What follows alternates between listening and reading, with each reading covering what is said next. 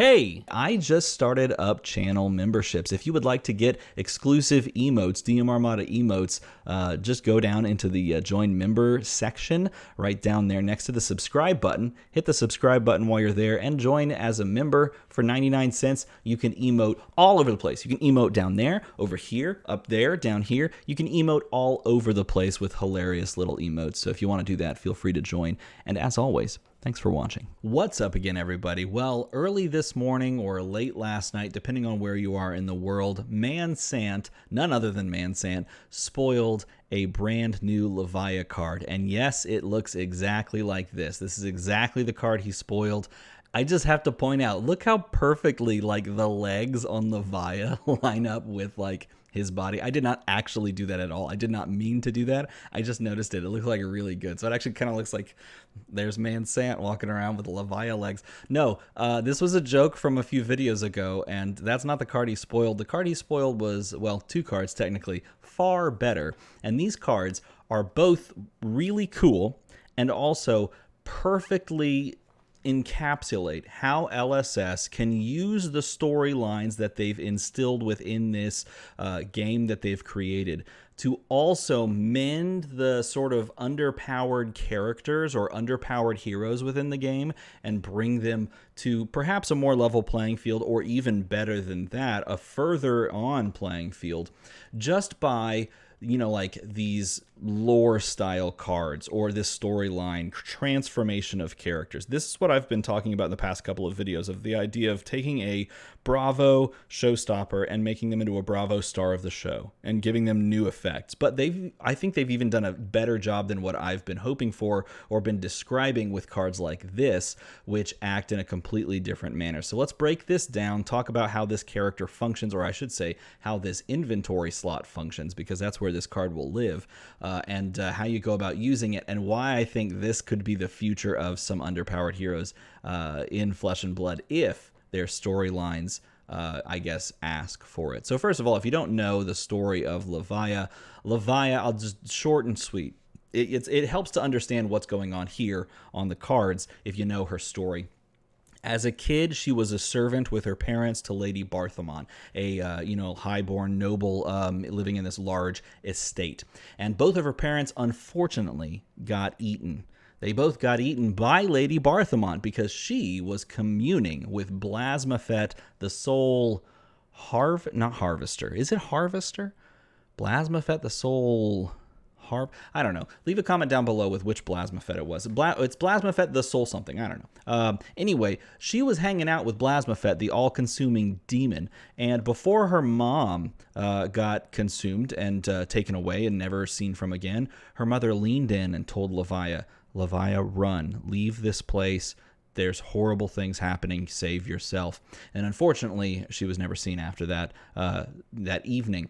And Levia did not obey her parents. Kids, obey your parents, because if you obey your parents, then you will not be turned into the vessel for an ageless demigod, all-consuming demon beast. Nevertheless, that's what she did. She did not obey, and she went and she looked in the keyhole of Lady Barthamon's door. She saw her consuming these servants, and she decided, instead of running away, I am going to stay and learn how she's doing this, and then I will repeat the rituals at a very key time when she almost got melted. And Lady Barthamon was going to like drink her like a soup, which is a weird thing to say.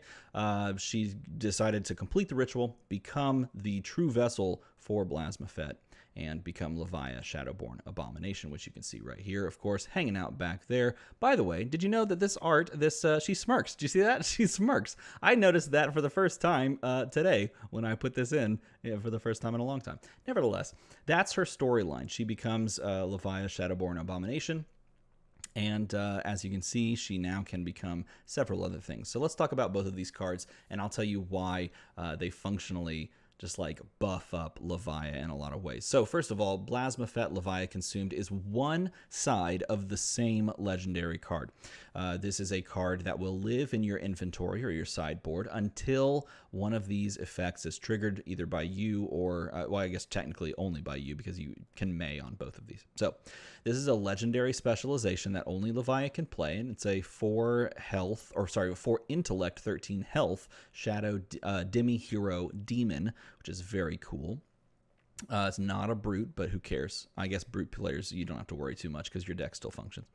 But while this is in your inventory, so living in your sideboard, when Blood Debt reduces your life to 13, you may transform into Blasmafet, Levia consumed. So Blood Debt has to do the ticking down to 13.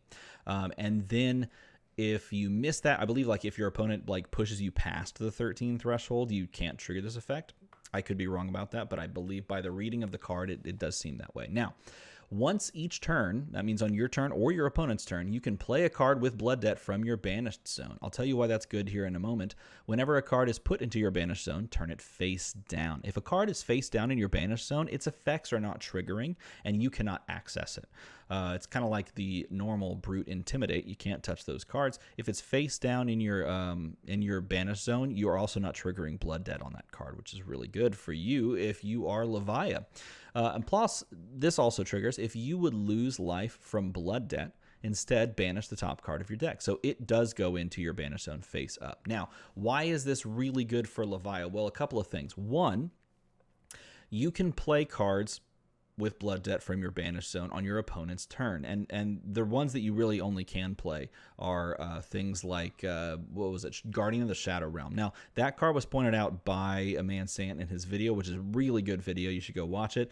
But it's also a card that I was really excited to talk about. In fact, we talked about it even before this card was spoiled over on Red Zone Rogue's stream that we did, where we kind of had a roundtable about some of the cards that had been spoiled to that point. And this was the card that I mentioned, Guardian of the Shadow Realm, which is a 2-for-6 defense reaction that in order to actually play, you had to have in your hand, of course, but it could hang out in your banished zone. To get it out of your banished zone, you had to take an entire action. Your entire action point was paying for that to come out of your banished zone. You had to pay 2 just to get it out of your banished. And then you could arsenal it, and then you could pass. You'd have a 2-for-6 that everybody knew about, in the game, which is kind of sucky. That's why the card didn't really see play. I messed with it in chain for a little bit, and then I dropped it, right? Well, now you don't have to pay 2 to get it out. You can just pay 2-for-6 to play it out and act as like a 2-for-6 defense reaction at any point with this effect active. And that's really good. And that's just the tip of the iceberg, presumably, that you could actually access things with, which is really, really good. Now, the next thing is this. Whenever a card is put into your banished zone, turn it face down. So you are actively now managing how much Blood Debt you're seeing and not seeing, which is cool. And if you would lose life from Blood Debt, instead banish the top card of your deck. So now you're milling yourself a little bit instead of like, taking damage. So depending on where you're at within your Blood Debt count, let's say you have 6 cards with Blood Debt in your banished zone, and then you become Blasmafet. So you will have 6 cards put into your banished zone going forward. Now, they're all going to be face down. You can't access them with Blasmafet. And so there is a drawback there, wherein you aren't going to see those cards in the game, the rest of the game, but you're also not taking that Blood Debt, and that is a really interesting thing. So you're not being consumed by life total, you're being consumed by deck size, so you can deck out. But this is basically preventing you from dying and giving you a different clock that you're playing against. And that is a really interesting, really cool effect there that has the capability of allowing you to sustain yourself and not just die at key moments. Like, in the end game, playing as Levia in whatever format you played as, you always were presented with this problem of like, okay, I can block the damage coming at me, but if I do, I am very unlikely to turn off Blood Debt, have to get lucky by banishing things from the graveyard. And then you miss it, and then you die. That's depressing. The other option is I take all the damage, but I'm super far behind. Maybe I'm at like 3, and I can push damage, but I'm not presenting lethal. They won't respect it. Then I have to block, and then I get into that same stuck moment where if I don't block, I die, and if I do block, I can't turn off Blood Debt, and I die. This fixes that. That is a really smart way to fix it, and LSS took it a step further. They fixed it in a way that is incredibly flavorful and incredibly on point for the hero. Brilliant, brilliant. And even better than that, you can also choose to transform into Levia Redeemed. And this is the more exciting one for me. This is on the back of the same card, so it lives in your inventory. And it says, action, turn all your cards in your banish zone face down. So again, you don't have access to those cards. Transform into Levia Redeemed. So if you had built up this like really kind of like toolbox of cards you can pop out of Banish Zone, then you don't necessarily want to transform into this.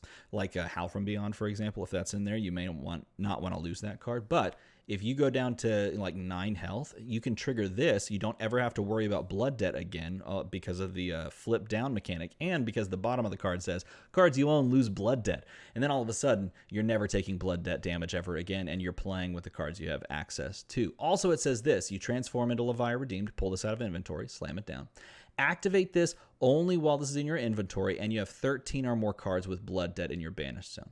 So in other words, you do have the requirement kind of like Blasmafet does, where you have to hit 13, but in this case, you have to hit 13 cards with Blood Debt and Banished. So this is definitely a late game card. But what does it do? It means you never die to Blood Debt ever again. And so all of a sudden, you're playing the more kind of like standard hero-esque of I can block with these cards, and I can trade back and forth damage. And that's really good for Levia, because if you don't have to worry about managing the Blood Debt, turning it off this turn, also presenting like annoying damage, then you can play the above rate, sometimes above rate, or just nice chunky on rate things at the end game. Because look at what Levia's cards do. They push extra damage. They push like these, not necessarily on hits, but these weird like break points, and they're really efficient. They're very much brute cards, right? It's like a 2 for 7s, things like that, right? You can do those kinds of effects, and those effects can kind of go toe to toe with other heroes if they're at a kind of a life parity with you. And you no longer have to play the Blood Debt game where I have to also think about how I'm going to manage this. Am I going to be able to turn off Blood Debt? How can I block this? You basically just play on another playing field, like a level playing field with the other heroes, with your deck at your disposal. You're not accessing your Blood Debt zone or your Banish zone anymore, but you are playing what you have in your deck, and you're playing in a way that doesn't like force you to die if you block incorrectly or can't turn off Blood Debt. And this is why I think these cards are so brilliant, because what they do is they allow you to play your hero.